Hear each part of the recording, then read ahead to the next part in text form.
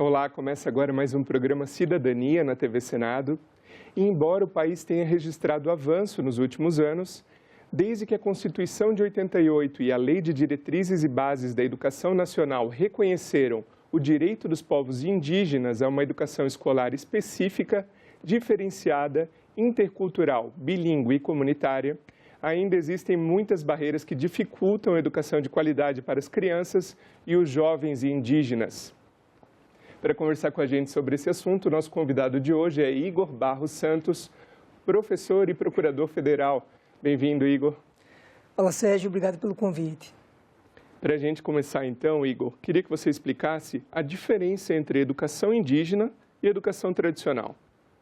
Pois bem, Sérgio, no que pertence à educação tradicional, aqui eu quero crer que você se refere à educação ocidental, digamos, da sociedade envolvente.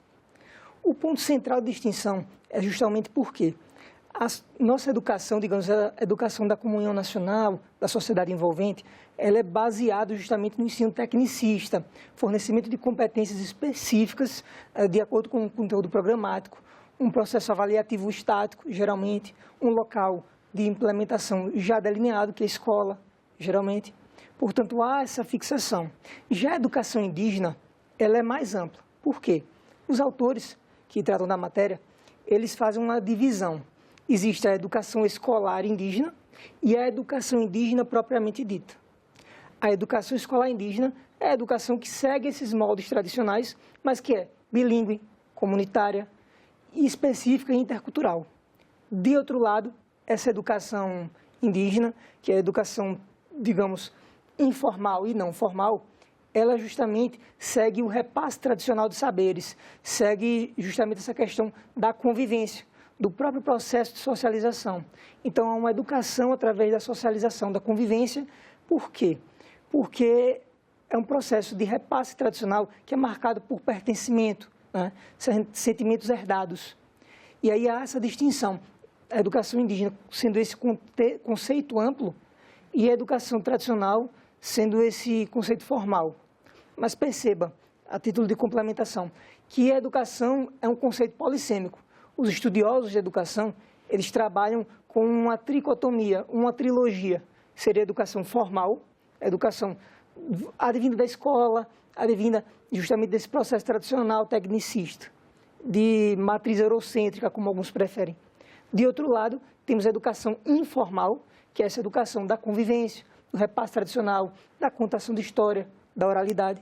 E uma terceira vertente seria essa não formal, que é justamente a advinda do movimento social, a convivência, mas agora dentro do movimento social, e também as oficinas realizadas pelas ONGs.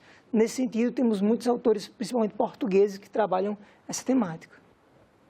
E quando a unidade escolar é uma unidade voltada a atender esse povo indígena, ela é necessariamente uma escola de educação indígena, também com educação indígena, ou ela também tem a parte de educação ocidental? Perfeito. Excelente pergunta, porque é uma grande dúvida, principalmente dos meus alunos, quando a gente vai debater essa questão da educação indígena na implementação prática. Perceba, quando nós temos a educação escolar indígena, ela é feita dentro da comunidade, dentro da coletividade. No seu programa, há tópicos verdadeiramente da sociedade envolvente, do que o Estatuto do Índio chama de comunhão nacional. Tem esses elementos até para municiá-los de informações e ferramentas que permitam essa convivência em sociedade, conhecer a realidade, muitas vezes até letrá-lo politicamente.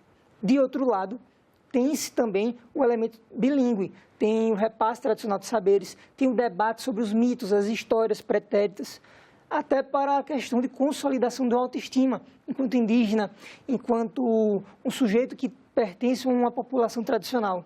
Então, a educação escolar indígena e a educação indígena em geral, ela tem esse viés de trazer as ferramentas como elementos da geografia, da matemática, somados a esse elemento da especificidade da etnia. Na abertura do programa, eu comentei sobre barreiras ainda existentes para que o povo indígena tenha uma educação de qualidade. Então, eu gostaria que você explicasse para a gente quais são os principais desafios e obstáculos hoje para que se alcance esse ensino de qualidade. Sérgio, de fato, os desafios são a realidade. De fato, por ser uma aquisição, uma conquista, não uma concessão, apenas uma verdadeira conquista, a educação indígena ela passa por grandes desafios e grandes etapas de consolidação. Eu posso anunciar alguns desafios que são latentes, como, por exemplo, a formação de professores. A formação de professores é uma demanda constante de atualização, aprimoramento, trazer elementos típicos da etnia para a formação do professor. Perceba que nem todos os estados conseguem formar professores com a mesma periodicidade e qualidade, bem como, muitas vezes, não há um comprometimento com essa política. O segundo ponto, que é talvez de destaque, de desafio, é justamente a questão logística. A educação indígena, principalmente em algumas regiões, e eu cito aqui, por exemplo, eu trabalhei no Amapá, e a gente lidava com as terras indígenas do norte do Pará. No norte do Pará tem o Parque do Tumucumaque e o Rio Parudeste. O acesso era apenas por transporte aéreo, portanto, havia essa dificuldade. E como a implementação da educação básica é do Estado, Estado-lesse, o Estado federado, havia essa dificuldade de levar a educação para os Waiana, Palaiana, Tiriose e companhia, Cachuiana, que residem ali. E nesse contexto, havia dificuldade de concluir uma série. Você demorava 2, 3 anos para concluir uma série. De modo que o transporte e talvez a questão da logística seja outro desafio, já que demanda um investimento. E o terceiro, que eu posso anunciar como um grande desafio, é a construção da educação para, pelos e com os indígenas, chamar eles para esse processo, que realmente há essa dificuldade.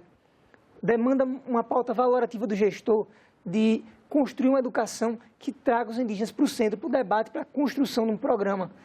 Muitas vezes, a gente sabe, há um cumprimento por tabela, né? Você quer cumprir a política pública, então você faz ela sem essa participação por questões de celeridade.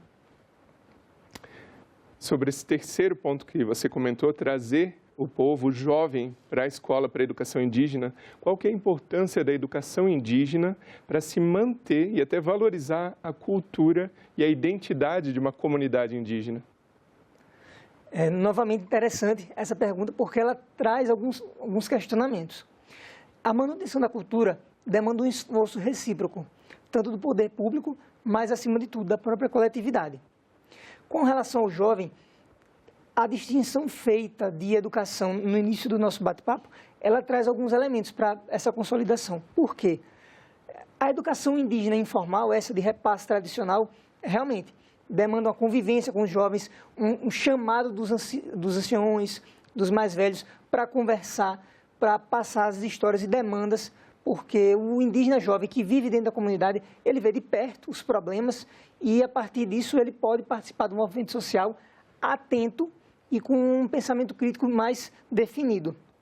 Com relação ao outro modelo de educação, essa educação formal, que parte de um programa, né, uma base mais estatal, o que é que pode municiar o indígena? Bem, através dessas habilidades, conhecimentos específicos da sociedade envolvente, o jovem ele pode lidar, combater o preconceito, vir para a cidade, para se formar em alguma profissão e ser um facilitador, que essa é uma demanda dos indígenas. Os nossos médicos, os nossos advogados, os nossos dentistas e enfermeiras. Um indígena chamado Demétrio Tirió, ele foi o primeiro indígena Tirió a se formar em enfermagem. E o sonho dele, de fato, era voltar para a sua aldeia e praticar a enfermagem lá, contribuir, seja contratado pelo Estado, pelo município ou por alguma ONG vinculada à CESAI, ao DICEI, no caso. De modo que é justamente com a soma dessas duas competências, tanto da educação informal, no repasse tradicional, quanto da educação formal. Seria essa soma que iria atrair e seduzir o indígena jovem para participar do movimento. Agora, sobre outra barreira que você comentou, que é a questão do professor. Queria que você comentasse qual que é a importância do professor não indígena, quando possível, se inserir nessa educação indígena, a importância desse professor não indígena que tenha amplo conhecimento do que ele está falando ali, né, da comunidade, de trabalhar em colaboração com os líderes da comunidade e com os jovens daquela comunidade. Bem, majoritariamente nas sociedades específicas das coletividades indígenas do extremo norte, que é a que eu conheço propriamente, Assim, isso é uma realidade. Os professores, eles, mesmo não sendo indígenas, a partir de sua formação, o exercício da empatia, um pouco da sensibilidade, eles procuram justamente se aliar a essas lideranças para a construção de uma política voltada para aquela região. Porque muitas vezes os mitos, as lendas, os ídolos ancestrais, as divindades não são comuns às etnias. Então, o professor se aliar às lideranças para se municiar desses elementos é indispensável para ter esse elemento de realidade, aproximar seu público-alvo da realidade, do dia a dia, da agenda daquela etnia. E, além de ser indispensável ser uma realidade, faz parte também do processo de formação do professor, de modo que a Resolução 3 de 1999 do Conselho Nacional de Educação, ela traz justamente as preferências da formação do professor indígena, mas ela também, por tabela, acaba trazendo a formação do professor indígena, de modo que os dois trabalham em conjunto. O professor não indígena, ele vai trazer esse elemento de controle, que muitas vezes não existe. O professor indígena, ele tem o conhecimento, ele tem empatia pela comunidade, mas a gestão das escolas, ele não tem essa habilidade ainda, e o professor não indígena, ele pode auxiliá-lo. Então, eu acho que é um convívio harmônico, uma reciprocidade, troca de saberes, e um aprimora o seu modo de ser, o modo de lidar. Muitas vezes, até a própria pronúncia da língua em si, né? Então, é uma gestão associada, a gente não pode divorciar as realidades. Realmente, essa atuação próxima é indispensável. Uma curiosidade aqui, a gente falou no início do programa e você vem comentando sobre a possibilidade de escolas bilíngues, né? Mas a gente sabe que há mais de um idioma, mais de uma etnia. Como que funciona se existem comunidades próximas com idiomas diferentes, dialetos, idiomas diferentes, que vão eventualmente buscar essa mesma unidade escolar? Interessante, porque geralmente se baseia no tronco linguístico. Então, a confecção do material tem por base o tronco linguístico de qual deriva a língua da etnia. Mas note, quando se estabelece um programa para aquela escola, há o chamado papel do território etnoeducacional, ou seja, partindo da premissa de que aquela escola é voltada para um grupo específico, as lideranças daquela região, os professores formados, vocacionados àquela terra indígena, eles vão participar desse processo de construção da escola, ou melhor, do projeto escolar daquela região. Por isso que não há tanta dissonância nessa questão linguística, porque, por exemplo, se produz uma escola para o povo Ayampi, vai ser especificamente para o povo Ayampi. Se vai para os Caripuna, do Oiapoque, por exemplo, vai ser dessa forma. Em regra, não se coleta, digamos, informações na escola indígena de outra etnia.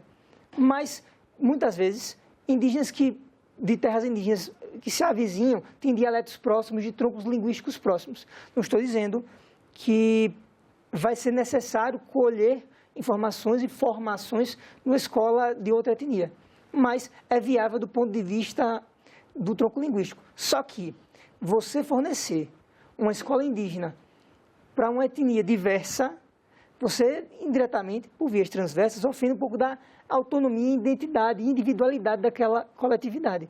Então, esse é um dos projetos que a educação indígena ambiciona. É uma educação específica para aquele povo, justamente para municiá-lo dos elementos necessários, tanto a convivência com a sociedade envolvente, quanto para letrá-lo politicamente, bem como perpetuar e preservar os elementos culturais e tradicionais que fazem parte do seu patrimônio, né? Falando em projetos, o que já há hoje de políticas públicas e até em termos de legislação nesse sentido que favoreça a educação indígena? Bem, no que pertence à educação indígena propriamente dita, a política educacional segue as diretrizes da política tradicional. Por quê? As diretrizes gerais fixadas pelo Ministério da Educação, pela União, no caso, os estados implementam e os municípios complementam. Isso aí é o roteiro básico da educação no país. A educação, ensino fundamental e médio, os estados e os municípios, a ensino infantil. Na educação indígena, seria um braço disso aí, seria um complemento direcionado aos povos indígenas. Essa seria a política. Então, a educação indígena faz parte e compõe a agenda de política educacional brasileira. No que pertine ao normativo, você mencionou, tem o permissivo constitucional. Primeiro de tudo, o artigo 6º da Constituição, que traz a educação, em sentido amplo. O segundo seria justamente o artigo 231 da Constituição, cabeça, o caput. O artigo 231, ele reconhece língua, costumes, crenças, a organização social, tradições. Isso, por tabela, dialoga na interpretação sistemática com a educação. E aí há alguma previsão pontual no Estatuto do Índio, da educação, mas o ponto central da política pública educacional indigenista está ligado ao Conselho Nacional da Educação. Esse elo com o Conselho Nacional da Educação é que regulamenta a política próxima. Temos a Resolução 3 do Conselho Nacional, que trabalha justamente a regulamentação das escolas indígenas. Temos também o parecer 14 de 99 do Conselho Nacional da Educação, que traz definições sobre a educação indígena, termos, definições teórico-conceituais. Temos também a Portaria Interministerial 559, que ela trabalha justamente com o ensino bilíngue. Então, as normativas, elas dialogam e se complementam. Claro, há o Plano Nacional de Educação, que ele traz metas e objetivos, e temos a Lei de Diretrizes e Bases, que fixa diretrizes e traça um apanhado geral do mínimo no jurídico, mínimo normativo que se deve ter na educação indígena. Agora, Igor, com base na sua experiência enquanto especialista em educação indígena e o que você acabou de comentar das políticas já existentes nesse tema, o que você enxerga como lacunas ainda que o governo poderia implementar num futuro próximo para até favorecer, né, e alcançar essa qualidade no ensino? Bem, partindo da premissa que a educação indígena é uma conquista, tendo em vista que até então, um modelo embrionário de educação indígena para os teóricos, essa educação formal, seria a catequese jesuítica, ou seja, um processo de colonização, se tem um modelo embrionário do que seria a educação indígena, ela foi fruto dessa evolução, ela foi fruto de um processo de lutas. Perceba que a relação do Estado com a coletividade indígena, poder público com a coletividade indígena, que vai ditar justamente o modo como se vai implementar a política pública. Então, antigamente, muito antigamente, nós tínhamos o chamado paradigma exterminacionista, que era justamente do colonizador. O indígena era um obstáculo ao progresso, portanto, deveria, na visão do colonizador, ser extinto. A partir de influências religiosas, influências da Igreja Católica e, sobretudo, dessa perspectiva da catequese, dos jesuítas em geral, se supera parcialmente o paradigma exterminacionista e se traz o paradigma assimilacionista, de integração. Integrar os indígenas à sociedade nacional, sociedade envolvente ou comunhão nacional. E nesse ponto, perceba que há um giro, mas ainda demanda um papel de atuação da coletividade. E é nos anos 70, 1970 para frente, que a coletividade se organiza, se mobiliza para lutar pela concretização de uma educação diferenciada, e além de outros direitos, né? Há uma luta constante. Então, a educação ela vem por esse processo de evolução. Então, a partir dessa modificação que vem com a Constituição de 88, que se reconhece o indígena como um sujeito capaz, pode atuar individualmente e representar os seus direitos pessoalmente, portanto, rompe-se com o chamado paradigma da tutela, né? O indígena não é mais tratado como um órfão, né? Ele é tratado agora como um sujeito capaz, o indígena em sentido amplo. Então, há esse processo de evolução, há esse processo de maturação do direito indígena. Então, quando se fala em lacunas, perceba, elas se evidenciam na prática, porque ainda há preconceito, os indígenas ainda sofrem quando vão à cidade, preconceito da formação, isso é visível, há muitos relatos, né? Além disso, sabendo que foi uma conquista, demanda esse esforço dos povos indígenas contra a invisibilização, já que são uma população tradicional. Então, se evidencia que o poder público ele precisa, sobremaneira, além de combater o preconceito, que é uma primeira lacuna, reconhecer toda essa luta e evitar qualquer tipo de retrocesso. O poder público também é uma lacuna clara, por quê? Porque em alguns debates se percebe que há quem critique a educação específica, mas ela é uma conquista. Portanto, a vedação ao retrocesso, o combate ao preconceito, além disso, investimentos em logística, investimento no acesso, possibilitar o acesso, sobretudo, dos professores à terra indígena e uma qualidade de estrutura aos professores lá, também indispensável. E assim, o dia a dia vai evidenciar as lacunas, mas talvez o ponto central, seja a maior lacuna, é a participação dos indígenas no processo de elaboração, trazer eles para o centro, para o protagonismo. Isso aí será medida indispensável, condício sine qua non, para se concretizar o direito. Falando sobre trazer os indígenas, né, para o centro do processo, como que você vê essa questão do jovem indígena na escola, né, tendo uma educação indígena de qualidade, em termos de compartilhar questões culturais e assim tornar o nosso país mais multicultural ainda? Bem, nesse aspecto especificamente, a formação, por ser ou ambicionar ser completa, ela de fato permite que o indígena ele consiga ter elementos para dialogar com a sociedade envolvente de maneira ampla e sem qualquer tipo de ausência de autonomia. Então, quando o indígena ele passa pela escola e tem esses dois elementos, a formação tanto formal quanto complementada pela educação informal, ele tem a habilidade, principalmente o ABC relacional, sobre oratória, sobre persuasão, quando ele vê as lideranças atuando. Então, isso aí é uma forma dele ver como ele pode vir à sociedade envolvente e interagir de maneira categórica, de maneira livre e despida de qualquer constrangimento. Porque o primeiro freio, infelizmente, é justamente o preconceito. E também, quando a gente fala em diálogo, né, você fala em colaboração, o diálogo pressupõe que os dois sujeitos estejam abertos, né, aptos a esse tipo de atuação recíproca. E, ainda bem, o panorama brasileiro tem mudado muito, de maneira que a coletividade indígena se sente à vontade para realizar oficinas, seminários, grandes conferências, congressos, e, além disso, atualmente ocupando posições de poderes, como ministérios, secretarias, a coletividade ainda traz para a agenda política e aproxima a sociedade do povo indígena, que até então era algo distante. Perceba que, quando nós analisamos de um modo geral, o brasileiro médio, por assim dizer, ele tem uma visão diferente da coletividade indígena, fruto desse trabalho proativo, desse protagonismo, das ocupações de espaço de poder, bem como das redes sociais, que são outros mecanismos e ferramentas que os povos indígenas têm recorrido. Isso, além de complementar, é indispensável em um ambiente democrático e em processo de amadurecimento como esse brasileiro.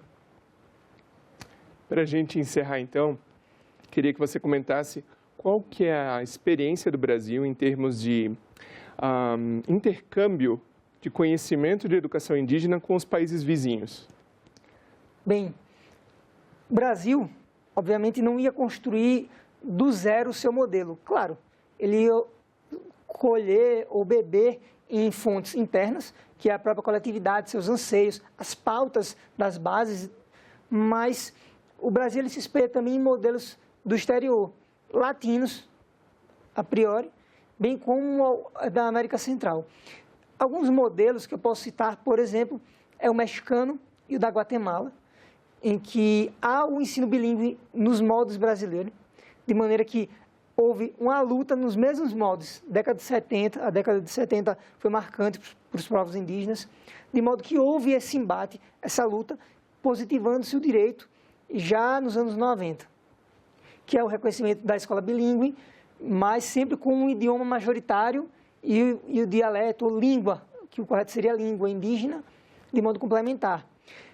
Temos o modelo do Equador, que é interessante porque a base da educação era religiosa, as chamadas escolas radiofônicas salesianas, que é um modelo até que muitos associam ao modelo freiriano de educação, da chamada educação libertadora, de modo que as rádios reproduziam textos, informações e educavam.